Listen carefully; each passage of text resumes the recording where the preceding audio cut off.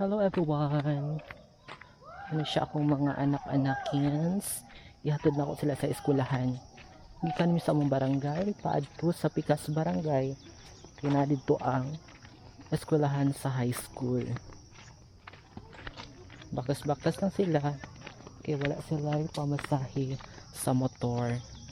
Si Inday ug si Jovelyn.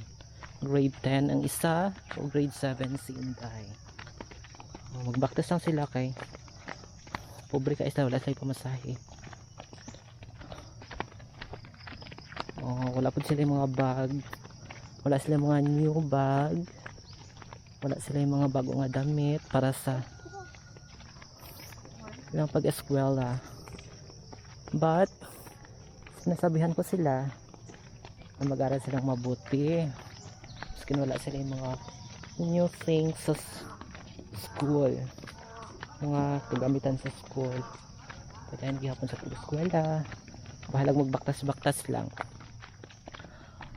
Sobra 1 hour ang baktason na mo gikan sa among barangay padto sa Pikas Barangay.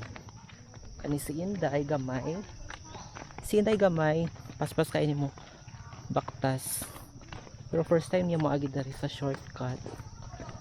Kani mong giagian shortcut siya from Barangay Gomtagu to Barangay Mabila.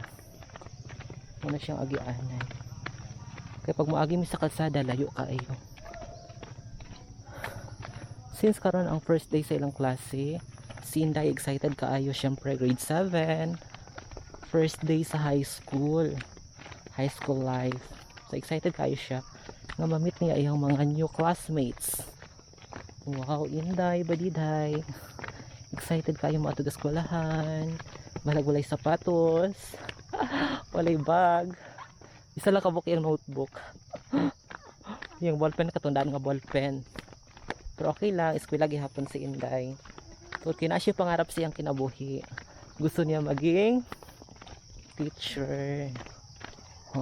Si Jovelyn. Tapos bakta si Jovelyn kahit may health problem siya, kahit may bengke siya. Tapos baktas siya kasi not choice naman. Not choice siya kasi wala pa may kwarta. Wala pa may mga work. Mo agianan lapok-lapok siya.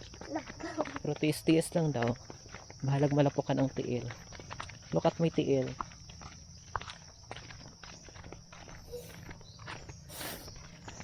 So ay ano namin, siguro mga 15 minutes or 20 minutes amo baktason para maabot namin.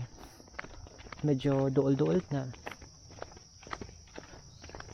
So karong orasa murag malate na jud mo, but still musulod mo kay consideration pa karon kay first day sa klase. So hanggang dito na lang muna. Stop recording.